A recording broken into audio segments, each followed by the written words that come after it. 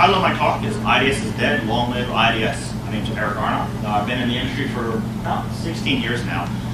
For most of those years, I've been doing network intrusion detection, among other things, and network security, so I have a lot of experience. I've seen a lot of things that I want to share with everyone to kind of give a picture of what I think is going on in the industry right now and where we need to go as defenders. For starters, we have a problem, right? And everyone, I think, in this room kind of knows this pretty well, that the attackers have the advantage. It's always kind of been this case, right? It's just it has gotten a lot worse lately, and it keeps getting worse with no end in sight. Those of us who work in this industry, that's not such a bad thing, but we do want to make it better, right? We do want to close the door and make sure that the attackers can't get in as much as they could. They have been for a long time now. And you just have to look at what's going on out there in the world to see what I'm talking about. The media is full of accounts of companies that are left and right, major companies getting compromised in massive ways.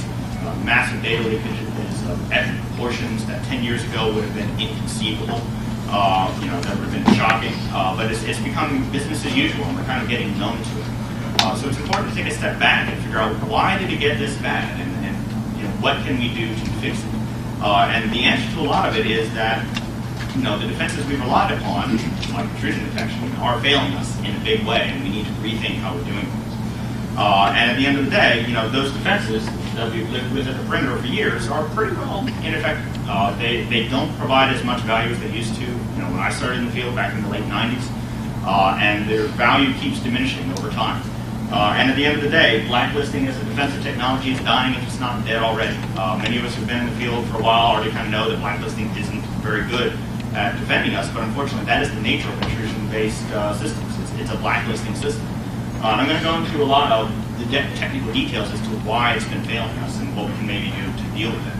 And in case you don't believe me, this website up here, information is beautiful.net, that URL, the slides will be available and all that. They produced a nice infographic that shows the compromises over time. And as you notice here, 2006, 2007, as the dates roll by, a lot of white space between all the bubbles that depict the compromises that have happened that were public and pushed out there. The compromises just keep getting bigger, and there's less white space between the compromises, and the numbers keep getting bigger. You see some names that you might recognize, like JP Morgan Chase and Anthem and eBay and Target, and we probably all recognize these names from what's been in the media. And, as you saw from that thing scrolling by, it just got bigger and bigger, and there's no end in sight. So why is that? How did this happen? So what happened was about 7 or 8 years ago, the threat landscape changed in a really, really bad way. 20 years ago, when I first, I didn't quite start 20 years ago, but 20 years ago, in the era in which I started this business, it was a very different threat landscape. We were dealing with a lot of server-side vulnerabilities. When I started to install my first intrusion detection system for the big corporation that I worked for, the drill was always, okay, we got our services out on the internet. We're worried about protecting our web servers, our DNS service, and all that good stuff. And sooner or later, some O-Day announcement was going to drop on full disclosure or bug track or what have you, and everyone was going to freak out with their hair on fire because, oh my God, they can break into our web server and they can completely compromise our systems. So we'd run around, we'd try and get patches in, and before we could get the patches in, because patches take a long time, we had to go and install in signatures on our intrusion detection systems, because that was much easier than installing the patches, which took time and effort to patch and test and roll out and all that stuff. And so we go through the process of getting intrusion detection signatures out there, we catch some things as they tried to break in, get the patches in, close the holes, and everything was good. And of course, because it was all server-side, where the web server, the DNS server was what was vulnerable, we could take those assets, put them in a DMZ, safely contain them, so that if there was a breach, or maybe when there was a breach, that would be contained to that area. We wouldn't have to worry about the environment because we had firewalls on the inside protecting us. That was the theory. But about 8 or 9 years ago, something changed. Back then, I was still doing intrusion detection systems, and we had just installed some latest, greatest vendor. The name doesn't matter. They all have this problem. And around that time, one of the guys I was working with was in charge of threat intelligence. He was kind of watching the vulnerabilities as they rolled out and keeping an eye on things and making sure the company was responding appropriately. And he started asking me, hey, Eric, what about this vulnerability in Word and in Adobe? That's a good question. We go check with my vendor. Ask the vendor, hey, we've got these break signatures for all these server-side vulnerabilities. That's fantastic. But what about this one over here for Office and for the browser? Let me get back to it. And so we went through a couple more cycles of that, and very quickly it became apparent that they didn't have a good answer. And we're going to explain why here in a minute. And so attackers did start shifting to using those client-side attacks, which was a sea change, a major seismic shift from what they had been doing up until that time. So if we look and explore as to why they did it, we'll see what has brought us to where we are today. So why did the attackers start using client-side? There's a number of reasons. For first off, the programs that are written, these are processing large pieces of data, large documents. Anyone ever look at a Word document lately? It's like how many megabytes in size, right? The requests going to a web server can be measured in bytes or kilobytes. The files that are being processed by Word and Adobe and the rest of it, they easily number in the megabytes or in the tens of megabytes or even in the hundreds of megabytes. So we're dealing with a massively more complex data structure. And what that translates into is attack surface. Because at the end of the day, the vulnerabilities that we face every day in our programs are a function of lines of code.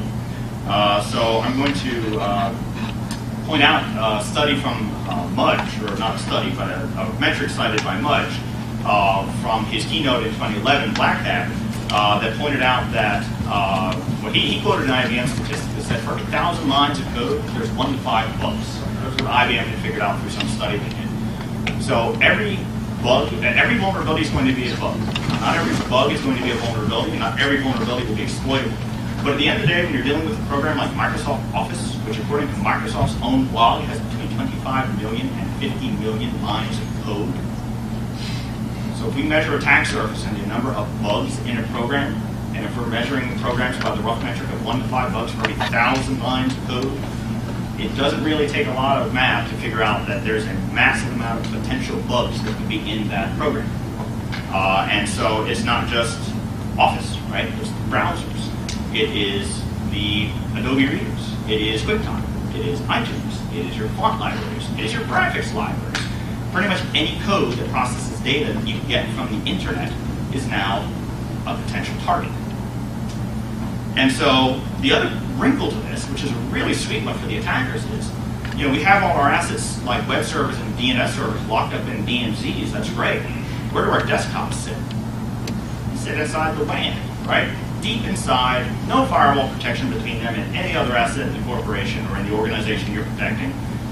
All the servers are wide open because at the end of the day, internal network security is really, it's hard to do, segmented network security. Maybe some organizations can manage it, but as soon as you start scaling beyond a minimal size, it becomes cost ineffective to deploy a significant amount of network security. And as it turns out, we also have the problem that these programs are often run by non-IT people. So of course that brings us to the social engineering aspect of it. So we can very quickly have, of course, the idea of a malicious Word file and so forth. But at the end of the day, between the buffer overflows and so forth that we have in these programs, we are dealing with a very different landscape. Because as soon as the adversary compromises the desktop inside of your environment, they have the run-of-the-mill. There is nothing to stop them from moving laterally and moving on and doing other things. And that has changed the way attackers behave, which I'll also explore a little bit further on in my talk up ahead. So, the client-side programs introduce the problem of a massive attack surface. They make it easy for an adversary to break into a system because there's just so many potential bugs. And of course, these programs constantly change over time, right? So you have Office coming out with constant revisions. Firefox is up to version 40-something by now, right? They keep revving all the time. Same thing with all the other browsers.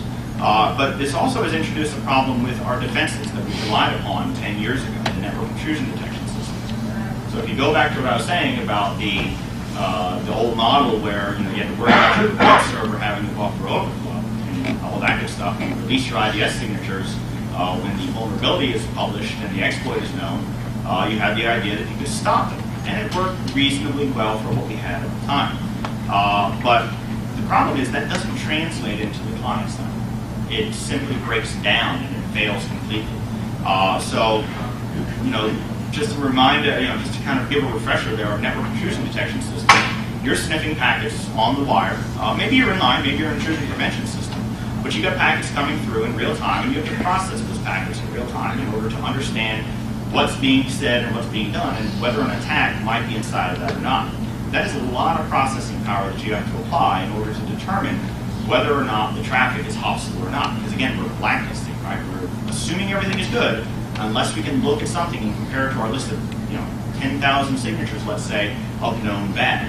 So we have to do a lot of processing to do that. I'll show some real-world examples in a few slides.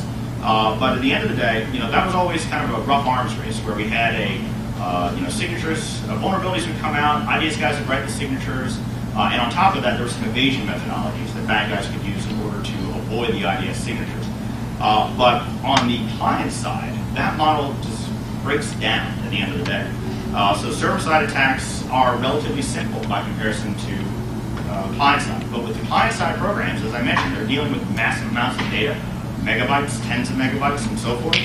And inside those files is an incredible level of complexity that goes well beyond anything on the server side. Server side is usually a request, an answer, back and forth, well-defined protocols. Things are very clear-cut. On the client side, it gets very muddy very fast. And I'll give you some examples in a couple slides to talk about that. So at the end of the day, the final result of that is that the client-side attack methodology makes DTAC and inspection technologies fairly well useless, which is what we've been depending on so long. So just as an example, we have here a signature from Snort. Everyone loves Snort. It's a fantastic product. I've used it for years. It's still great at what it does. But if we take a look at this example, okay, you can't see my cursor here. So if you look at the signature, there's a content colon Etsy shadow. So this is a very, very simple signature. We're looking for the words Etsy shadow to see if someone's trying to access the encrypted shadow file where all our passwords live on a Unix device. Obviously, we shouldn't see that in a normal environment unless it's some kind of scanner or something like that. So pretty easy. There are some evasion methods that can be applied to that. The attacker could try and change some of the the casing, or it could try and inject some characters, and the IDS has to handle all that in order to make sure that it can translate back to what the web server will receive ultimately to know if this was a bad signature or not. There we go. For the next one, this is a much more complex signature, but it's still kind of to the point. In this case, this is a signature to detect MS-0867, which is a buffer overflow that Microsoft had as a vulnerability in its Windows products back in 2008. For those who don't remember this one, it was kind of one of the nasties of the nasty. It was in the Windows Server Service. So this was a vulnerability for every version of Windows. Vista, XP, it was 2K3, the whole lot of it, all the service packs at that time. And it was a service that was on by default on every Microsoft Windows. It was kind of the perfect storm. It gave system-level access uncompromised. It was extremely reliable as a buffer overflow. And it was, again, on every version of Windows, so very nasty. Now, as complex as this signature is, what it does demonstrate is how well you could actually construct signatures to detect buffer overflows in server-side. So you got to realize that the Microsoft protocols are binary in nature, right? So this is the kind of protocol where the fourth bit gets read and the number of bytes in there tells you how many characters are going to be in the next several bytes. It's a remote procedure call protocol. So it's about one Windows box talking to another Windows box and saying, okay, I want to use this function on you to, say, access a file share or to access a printer service that you have. And so one computer is going to another computer and it's basically making function calls on that computer. The MS-0867 vulnerability was in the server service in the net path canonicalized function call of that service. And it was basically a bounds checking problem where one of the arguments to that function was only supposed to have so many characters, but the buffer overflow allowed it to have so many more characters, and therefore, classic buffer overflow scenario, and you could lay in your hostile code and you could compromise the machine. This signature goes through the arduous process of walking through every bit and byte that's relevant to determine, is the function call netpath canonicalized being called, number one, and number two, if it is, what's the size of the argument that is being presented to that function call? So by doing this, this is called detecting against the vulnerability rather than the exploit. And so you're looking to see, is the vulnerable service being accessed, and is it being accessed in a way that would indicate a successful compromise. All well and good. So here's a packet capture to show a successful attack. Using Metasploit, you can easily reproduce this yourself. It has a wonderful bit of a payload and an exploit in order to compromise MSO867. You can do the packet capture on the wire yourself, and that's fantastic. So you can easily reproduce this and see if Snort can detect it or any other IDS that you're running. It really doesn't matter. All the vendors should be able to catch this in spite of even some evasions that they have. And you'll notice actually that the other thing is you walk through a number of packets. There's 358 packets on this count. If you see, some of those packets are actually superfluous stuff. But if you look down at the actual trace between three-way handshake to the vulnerable service and then the RPC calls that you need to get down to the vulnerable function and then exploit that function, you're talking about 20 packets. So the amount of data that the IDS has to look at in order to get from A to B to say, aha, here's something vulnerable being exploited, very small and measurable. Now, if we contrast that to client-side signatures, we see a very different story very quickly. So the easiest of the easy for the server side was just, like an 8 to 10 byte match, in the data set.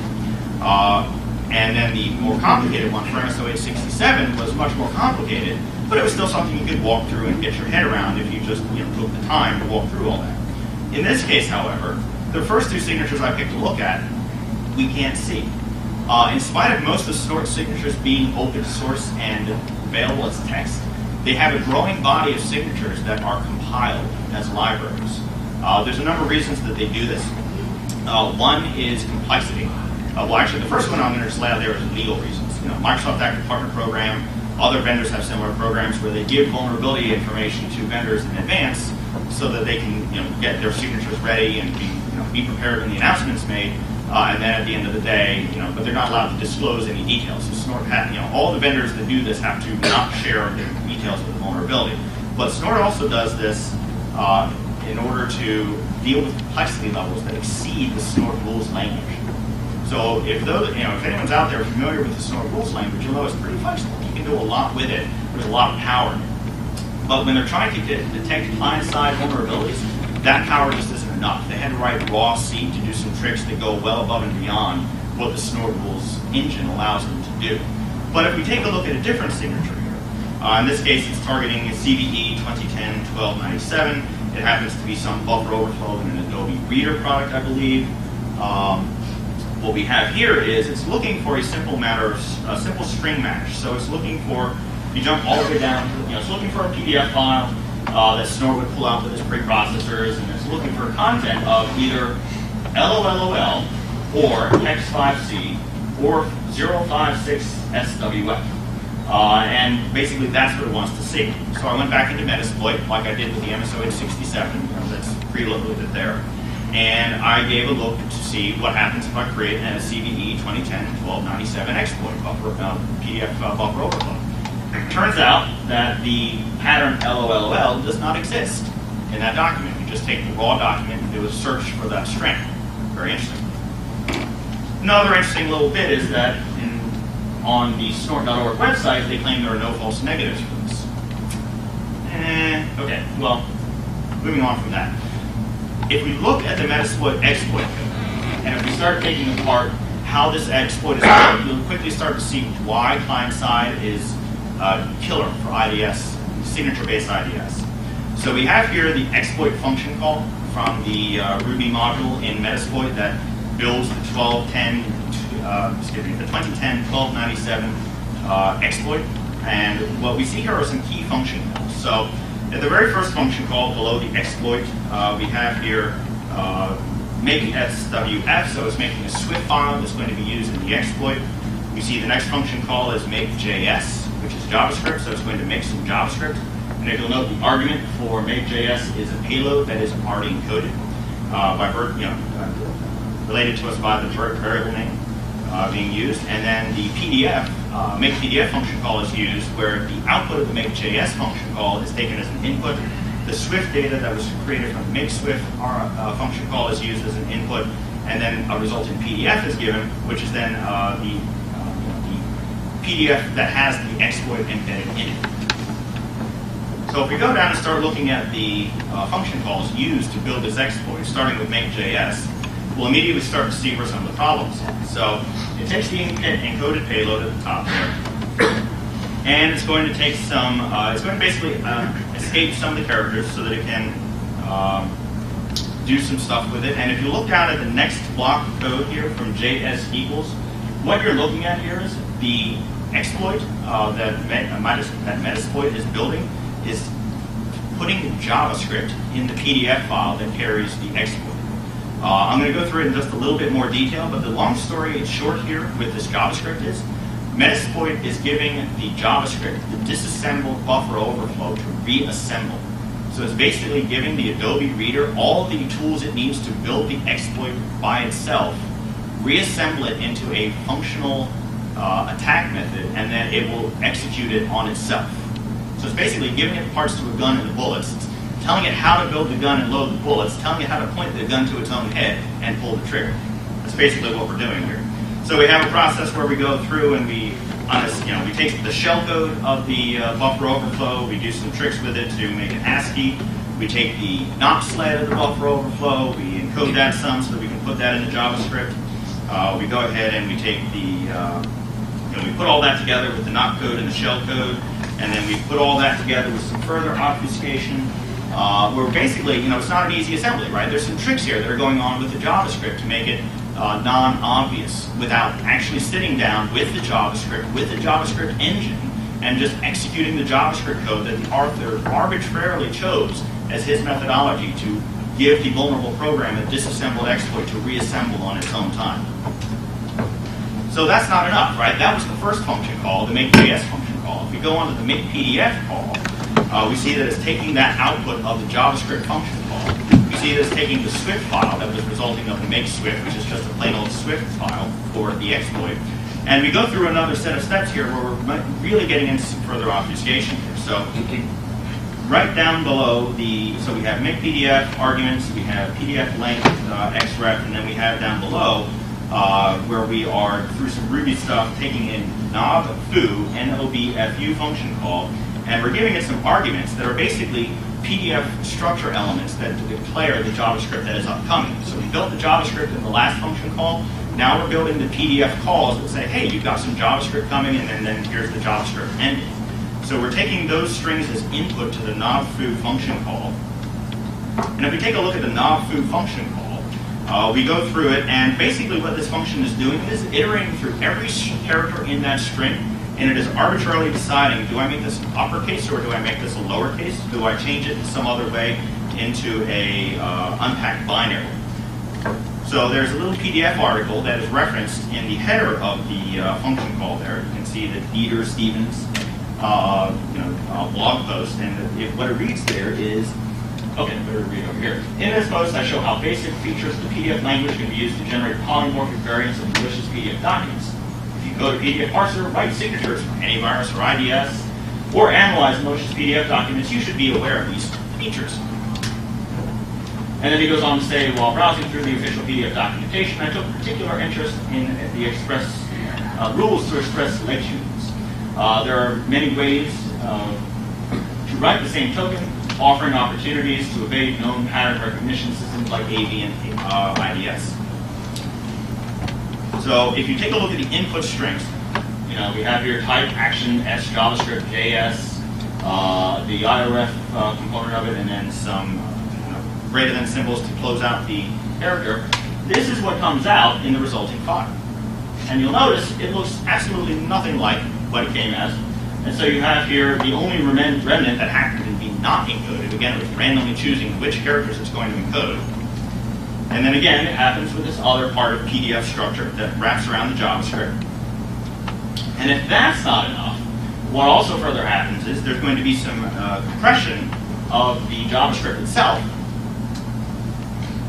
which then results in all this stuff, which is just a compressed file that is a compressed component of the data that is put inside of that data stream. So in order for an IDS system that's reading on the wire in real time to deal with this PDF, it needs to, one, parse the entire PDF structure, recognize through the doubling all the encodings of the PDF headers themselves that, okay, there's JavaScript in here, decompress the JavaScript, go through the whole JavaScript engine routines to figure out what that arbitrary JavaScript was telling it to do, and then recognize that all that, the exploit that was given to it was in fact an exploit. So that means it needs to understand the Adobe structure enough to say that whatever that exploit was happening to do, it was something that would result in a buffer overflow and compromise the reading. Easy, right? No problem. Not so much. So I think I made a good case that signature-based IDS cannot handle this. Yes? No? Okay, so nodding evidence. Good. So on the other side, well, antivirus is safe, right? Everyone's confident that they're running antivirus and you're safe, right? Okay, I'm seeing some smiles and some shaking hands. Good. So yeah, no, it's not going to help you at all. Antivirus suffers from the same problems, and they're worse actually. So let's break it down real quick. All my information here came from a couple of talks. I want to give a shout out to them real fast. The 2013 BSides LV talk, Malware Automation by Christopher Ellison. Outstanding talk. Go to that URL. He goes into this in glorious detail. And then, well, the other one I'll get to in a minute. But the long story short of his talk, so this is spoiler alert, apologies. But the adversaries, the bad guys, have got us hands down on the antivirus side because when you get down to it, and I'll break it down, but when you get down to it, the bad guys have learned how to automate evasion of our defenses, and we are stuck in a process of manual defense against that automation. So every time we pit man against machine, we're going to lose, right? We can't move as fast as the automation. So what are they automating? They are automating they take a piece of malware that they want to hide and they're going to pack it, they're going to use polymorphism, they're going to encrypt it, they're going to bind it to legitimate executables. There are segments of an underground economy that will sell their services to botnet operators and say, give me your code, give me a big chunk of cash, I've got all the network intrusion detection systems in my rack, I've got all the antivirus in my rack, just like VirusTotal. I'm going to run through them all, I'm going to do all these things to armor up your malware for you until nobody sees it. Then I'm going to give it back to you, you can do your operation, and if they see it again, come back to me with more money, I'll do it again, it's no problem, I just push a button, it's all automatic, and they can just go go for days like this with no problem. Meanwhile, on the defensive side, what do we have to do? McAfee. So one of the antivirus vendors, doesn't matter who, sees, finds something in the wild. What do they have to do to take it apart? Well, they have to take the sample. They have to reverse engineer it. It's a manual, intensive process. They have to figure out how it works. They have to figure out what signature they can write against it. It can take hours, it can take days, it can take weeks. Bad guys, they've got us all automated down to push button. So they've got us beat hands down. Antivirus is not going to save us. The only part of good news in this is that we, as defenders, have got a similar offensive capability now to whatever the bad guys have in the Veil framework, which was released in ShmooCon 2014, and that talk is up, available on the web as well. And I'm sorry, that's the slides.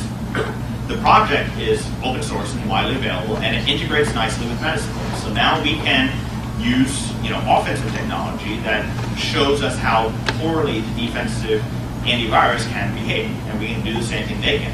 Hopefully this challenges the antivirus vendors to do better.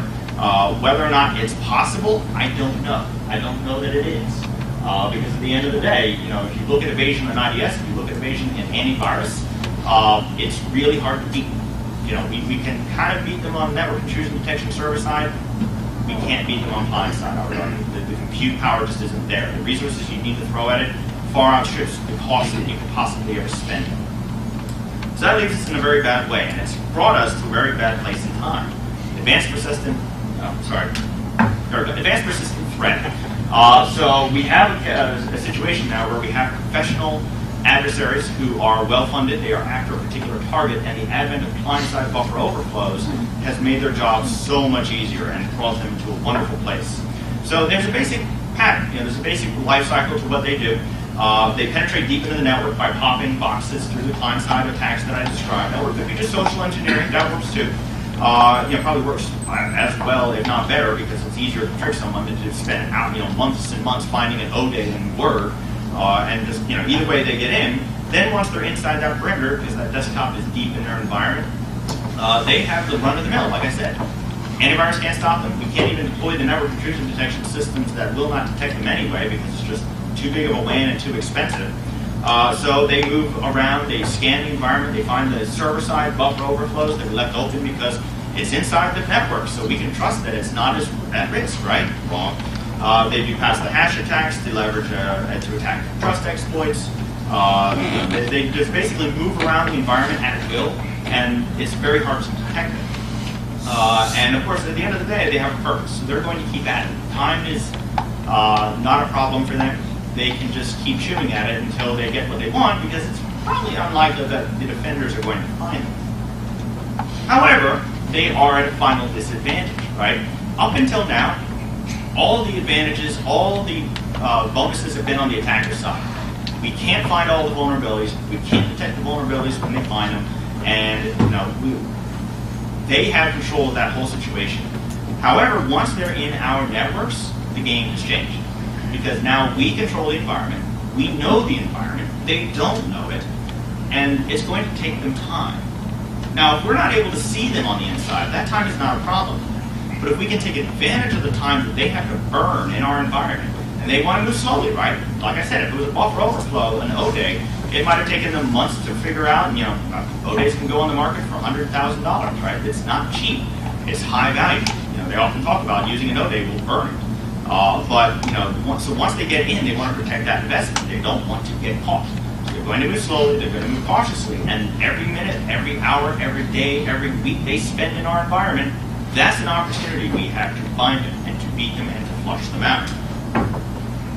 So it's an opportunity for us.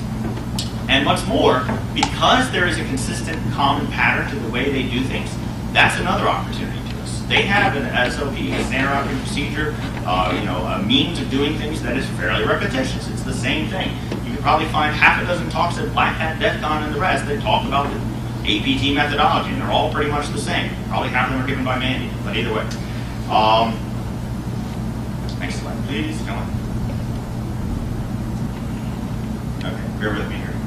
Having a PC mode. Okay, so our defensive strategy dilemma. There we go. So our current defenses, it's like a gunfight. If you miss that first penetration, you're done. You have no more chances. That's it. Over. Game done. Sorry, you lost. Pack up. Go home. However, advanced persistent threat and the types of adversaries we see now from the client side, we can't play a gunfight anymore. We have to play chess. We have to think in the long term. We have to get over the idea that we're never going to let them in the environment. We can't assume that they're going to get in the environment. We have to live in a world now. We have to accept the fact that we live in a world now that they are going to get in the environment. They're probably in the environment already. When I started in this business in '99, I was like, oh my gosh, we're going to get broken into. About 5 years ago, I was like, yeah, I just wondered who's in our network and how long have they been there. And that's really the mindset we need to get into. And it's not an easy mindset, especially for managers. But we have to convince them of that, because that's the way it is. They just have to come to terms with that. We're in a state of denial if we think anything else right now. Go back to that chart from Information is Beautiful. And at the end of the day, of course, the key thing with chess is you can't win in one move. You have to play at least 5 to 10 moves, maybe 20, maybe 30, depends on you and your opponent. So really, though, the problem is we don't have options to do that right now. All of our defensive technologies are built around that idea of stop them before they get in.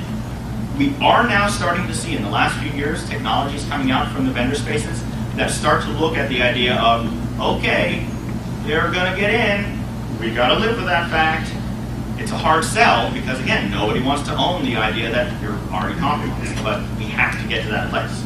So we need to come up with some new ideas and some new means of defending in order to actually take advantage of those key differences once they're on the inside. We want to take advantage of the opportunity presented to us by the adversary being in our backyard that we know and they don't, and they have to move carefully.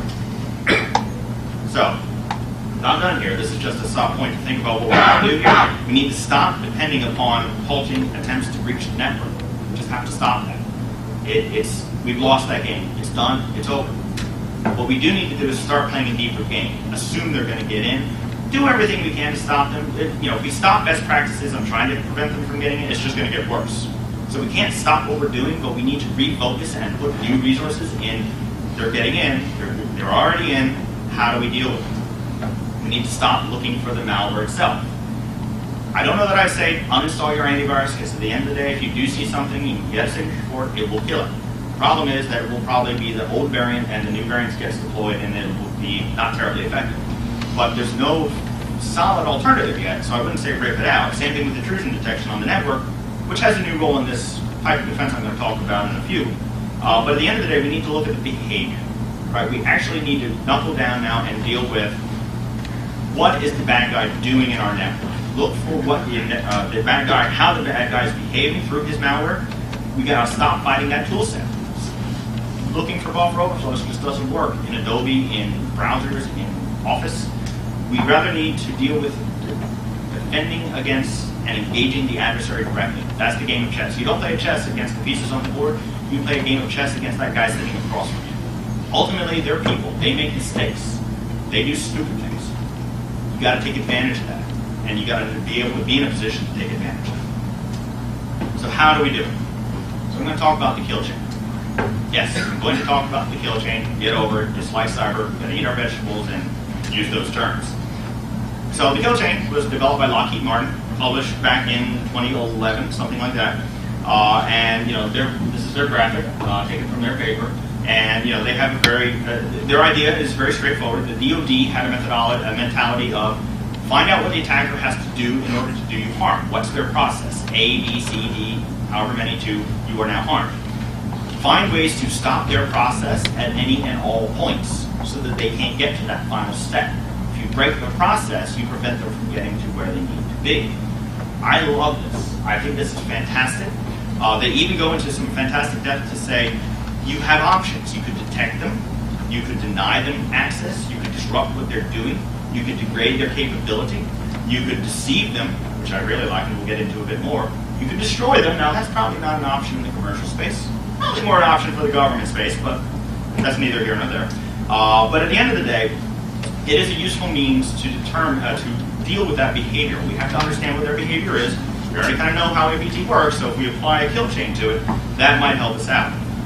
Now, the problem I have with the Lockheed kill chain is, if you'll notice, it's very heavy on the getting popped step, right? So it goes from reconnaissance to weaponize it. Reconnaissance, find out what's going on in the victim environment. Weaponize a buffer overflow, that's all that research you have to do. Then deliver the payload to the adversary, to the victim. The exploitation happens, the box gets popped, the bad code runs. The bad guy then installs his malware into your environment. He has now command and control into your space, and he can do a bunch of stuff. This kill chain kind of waves its hands at actions on objectives, is how they phrase it. In my mind, that's where we need to live, that last step that was just kind of a stop, actions on objectives. Because as I said, we're not going to stop them on that first part. Maybe we can with some tricks. It's not going to be a consistent method. It's not going to get us wins all the time. So shortly after the kill chain came out from Lockheed in 2012, there was a Black Hat talk by a guy whose handle is for. He's been in the business a while too. And his talk was intrusion along the kill chain. He revamped the kill chain to take out the weaponization and to take out the installation parts, because that's completely in the adversary's control, not really in ours. And he basically said, you know what, I want to flip that coin and focus on what they do once they get in. So yeah, we do some recon, yeah, we do some attack delivery, and yeah, we do some client exploitation, but now, C2, command and control. Okay, now local compromise, maybe escalate privileges on the victim box. Now do internal reconnaissance to find out what else is living in our network. Now we go on to lateral movement. Move through past the hatch. Do the buffer overflow on the server side vulnerability on the server that's 5 routers down inside of our network. Then through that, the bad guy's going to compromise more boxes and more boxes and more boxes until he establishes persistence. Because at that point, if you find 3 of his 20 boxes that he owns, yay, I found the bad guy and I rooted him out, right? Except you missed the other 17. He's persistent in your environment. So this, in my opinion, is the kind of kill chain we need that allows us to focus on their behavior once they get in, because we're not going to stop them from getting in. We're just not. And so MITRE, my company, has published what they call the attack framework, which is, I think, an outstanding way of looking at this in a bit more depth. I just started doing this, I'm fairly recent in MITRE, and I did a project that used this, based its work on this heavily, and I found it to be an outstanding method to put meat on the bones of that right side of the kill chain. So we're thinking of after the exploit, right of the kill chain, going left to right or down, if you will. And so the MITRE attack framework is a nice project they've had going on, where they look at different tactics and different techniques. The 9 different tactics they have, persistence, privilege escalation, credential access. These are all the things, the broad tactics that the adversary has to do in order to compromise your environment, move within your environment to do all the bad things. Of that, MITRE has enumerated 100 different techniques that are very specific. Pass the hash being one, the golden ticket being another, Windows admin shares. There are different methodologies that the adversary will use in order to implement those tactics. And this eye chart here, this is all publicly available on attack.miter.org. It's a nice little wiki you can go into wonderful depth to see the different ways that adversaries will use the Windows platform specifically. I need to stress that the attack framework is very Windows specific. It does not go into Linux, it does not go into network devices or anything like that. This is almost kind of a starter project. And they go into, well, but on the other hand, right, let's think about what our biggest attack surface is. Anyway, so they go into wonderful detail about all the different things an adversary will do in order to leverage their advantage on the inside of your network. So if we start using this framework and leverage it to build our defenses against what we know they do, because they keep doing this. Again, APT is very consistent for the most part in the behaviors they've done because they work. They're not getting caught most of the time until mandating comes in once in a while. So just keep going. They don't want to spend any more resources than we do. So this is a nice way to start. So, excuse me. What we need to do is apply this to right of the exploit. We need to apply right of the exploit to our defenses. We need to change the way we're doing things. We need to change the tool sets that we're using. So, IDS and antivirus, I think I can say I've proven that they've seen their day. And we shouldn't, rely or invest on these. We should not increase our investment. I think we probably need to maintain them. I'm loath to say rip them out because they may serve some use in corner cases or in some circumstances, and we don't have a solid replacement for them. And intrusion detection on the network actually does have a role to play in right of exploit that I'll talk to, but like antivirus, it's kind of a corner case. It's not a magic silver bullet. No magic silver bullet really exists, but it does have some measurable role to play. But there are new defense types on the market that we can start looking. There's threat intelligence, where we're sharing indicators of compromise or IOCs between partner organizations or like organizations. A lot of vendors are coming out with this. We have forensic technology that can look deep into the payload. There's some products that will do live packet capture and put it on hundreds of terabytes of disk in a rack-mounted server in your data center, so you can comb through it. That's great for some things that can be useful. Behavioral detection technologies, this is where it gets a little bit harder because you need to be able to understand your environment, what's normal, what's not. But at the same time, some adversarial behaviors like DNS fast flux do kind of stand out like a sore thumb if you look for them, if you have the right tools in order to find them. And then lastly, my personal favorite, but what's really difficult to implement, is that deceptive technology piece. I think there's a huge potential here, but there's also a lot of difficulty in getting them. And I'll go through all these in more detail in a couple of slides. So, having kind of gone through a brief view of what we could do on the right of kill chain, on the right of exploit side of the kill chain, we shouldn't necessarily neglect left of exploit, though I definitely think we don't want to spend a whole lot of time working on it. Try and keep them out as best we can, but until something seismic comes along to really shift things in our advantage again, I think we'd be much better off spending our resources in looking at what do we do once they've got in. Because until we can definitively close that door again, they're going to keep getting in. And we are just losing an opportunity if we don't focus on that. So with the sandboxes, this is the, you sniff on the packet stream and you find the you take a file and you run it in a VM, which is in the sandbox, and you see that the VM reacts to it in a bad way to show you that it was buffer overflow or malware or something like that. Endpoint app virtualization, you take your applications and you put them in a virtual container so that if the application suffers a buffer overflow, it can be contained and it won't affect the overlying system. It can shut it down maybe before the buffer overflow has a chance to execute the malicious code in the environment. And then lastly, application whitelisting. Right? This one has some more interesting possibility because we're now moving away from that blacklist. So we're saying these are the only things that are good. We're not going to accept anything else. And that's the kind of security we want.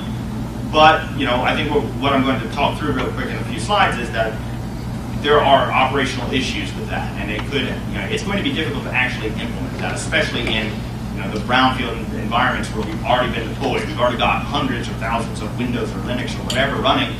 Go ahead and try and figure out what you already running, what you need to run. That's the challenge there. So, we can take all these new technologies on the left and the right of the exploit on that kill chain, and we can map them back and see exactly where we cover. And if we look at, if we were able to deploy all these, in theory, we should get a lot of coverage on all the elements of the kill chain. That would be nice. Obviously, we can't deploy all of them. Certainly, we don't want to just deploy one of them. And of course, at the end of the day, we don't want to just buy products and throw them out there. A lot of security does come down to your processes and It does come down to how you do things.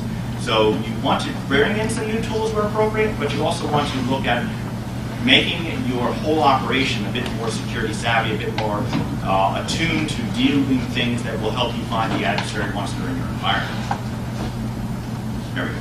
So, and of course, to that point, I always like to point out the issues with the technologies. There is no silver bullet, and don't believe the vendors when they tell you this will solve all your problems. Sandboxes, we have some definite problems with capacity, where sandboxes are ultimately trying to address that problem where intrusion detection failed, in that you have to apply a lot of computing power, right? That's why we're spinning up virtual machines with Adobe and the rest of it, hoping to see the buffer overflow execute or the malware execute in this sandbox thing, so that we can say, yes, this is bad.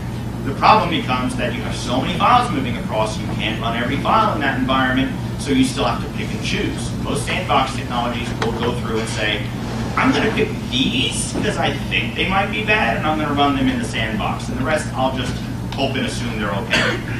There's also a problem with specificity, where you have to be running the vulnerable version. So how many versions of Adobe are in your environment? How many versions of Office? How many versions of Firefox? If you're not running the right one for the exploit that went down to the vulnerable system that happened to be running, Firefox 37 and everyone else is at 41, you're not going to see it. And then there's the problem of evasion, right? The whole arms race for over the 15 years that bad guys would take a buffer overflow and do evasions like we saw with the Adobe PDF and what have you, or the server-side evasions they've had for 15 years.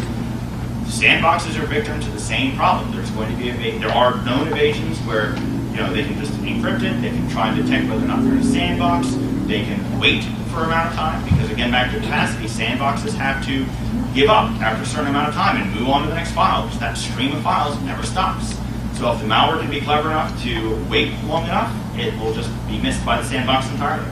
The problems we have with endpoint detection is that sitting between that operating system and the application can cause serious impact. The new technologies that are coming out look very promising, but they are also can be very disruptive and destructive. And programs that may not be written terribly well from the perspective of that virtualization sandbox might cause problems and blow up in a bad way, causing a business issue. The whitelisting, like I already kind of mentioned, you have operational issues. How do you know what's okay? There's a lot of files that get run, and the bigger your business is and the more complicated it is, the more you're going to have to deal with all the thousands of cases of programs that you need to identify are okay to put them on the whitelist. Threat intelligence, someone needs to have seen it. So it's great that we're to share, that's a very good defensive strategy, but somebody needs to be the first guy or girl to have seen it and say, okay, I got something, share it out. And then the other side of that is, once it's shared out, the more people know about the indicator of compromise, the greater the likelihood that the adversaries are going to see that they've been compromised, that the indicator of compromise is out there, oh wow, they can see me with this. If I change this knob, suddenly they can't see me with that indicator of compromise. Network forensics, fantastic if you know the question you want to ask. If you know the question, it'll tell you. The trick is knowing that question. And that's pretty much the hardest thing in our area of defense, right? What question do you want to ask? Behavioral detections. This can be particularly, if we know the adversary's behavior we want to detect, that's great. If we want to detect the deviations from our own environment, what's normal, what's okay, that's a lot harder. And it scales probably exponentially the size of your organization. I used to work at an organization that was hundreds of thousands of people large. This was a non-starter. In other environments, it's much more constrained. And if you have a very well-defined set of what's normal, deviations get easy. And this could be an easy win without buying a product. You want to look at things like logs and so forth. And lastly, deception. This is my personal favorite. It gives us the most options because they don't know the environment. They don't know what's good and what's bad and what's clean and what's different and what's unusual. You do. You and your organization should, on theory, know your own environment. So if you can put little canaries, little honeypots, honey tokens in your environment that the adversary has a good chance to trip into, then you can easily set yourself up for success where they just, again, they're following their nose, they're fumbling along. You don't want to make it too good to be true because we'll figure that out real fast. But it does have the better potential. However, that's going to be very difficult because on the one hand, you need to be kind of clandestine about it within your own organization. If you're emailing it and have standards published on your website about your deceptive technologies and they're reading your email and they're reading your websites, you kind of giving them the roadmap to defeat their own defenses. And at the end of the day, defenses can have their own operational impact where, okay, we set up these defenses and maybe our own people kind of trip into them and it causes problems and therefore, management gets upset and then we break them back out again. So it's tough, but if we can find the right balance, I still think it has the highest amount of opportunity, but it brings with it a lot of baggage. So other moderate measures we can take, these are kind of more things we can do today. Monitor our outbound traffic, pay much more attention to what's leaving our network. Forget what's coming in. What is leaving? Where's it going? Is that okay? We can do this today with a lot of out-of-the-box open source tools. Look at our logs. Logs are a very neglected source of information about our own environment. Take that kill chain, take the attack framework, and learn what happens to my own systems when when this behavior happens. If pass the hash happens, is there something on the system that can tell me that pass the hash just happened? Don't focus on tools, rather develop the methods and technologies to hunt for the adversary in your own backyard. So, learn the traffic patterns and behaviors and look for those outliers if you can. This may not scale to your environment. Also try and get help from your IT department. Your help desk may well be the first point of contact with you and the APT. That call from the guy who his box is acting weird, he just doesn't understand it, that could still be a tip off the way it's been for the last 20 years that something's wrong. There is definitely something going on here. And so lastly, we need to think strategically as defenders. We've got to stop worrying about the next exploit and the next vulnerability and the next thing to come out. We need to look at a large game. We need to stop looking for the silver bullet.